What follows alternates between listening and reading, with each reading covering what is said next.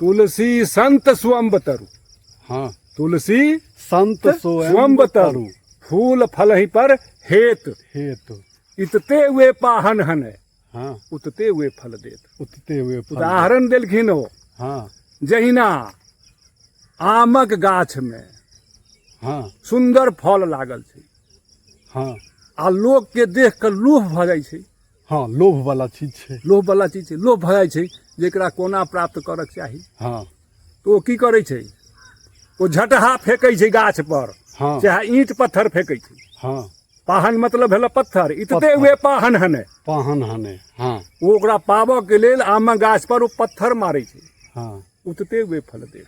उतते हुए फल देत। तहिना हमर भगवान हाँ। आ तहिना हमर समाजक जे संत महात्मा छथि, हाँ, ओ आमक फल जकाँ दयालु छथि। आमक गाछ में जे फल लागल छै, हाँ। ओ गाछ जकाँ दयालु छथि भगवान। भगवान। हाँ, कोनो अवस्था में हुनकर हृदय डोलि जाइ छै भक्त के पुकार सुनि जे कऽ। छै से पुकार करियौ तऽ देखियौ तऽ हाँ, ठीक छै कि नहीं। ओ डोलि जेथिन आ आशीर्वाद जरूर देथिन। तैं दुआरे भगवान के नाम लेनाइ हमरा सबके बहुत अनिवार्य छै मानव जीवन के लेल। लड्डू, चिन्नी के लड्डू टेढ़ो मीठ, हाँ, सोझो मीठ, सोझो मीठो मीठे रहतै। मीठे मीठे रहतै।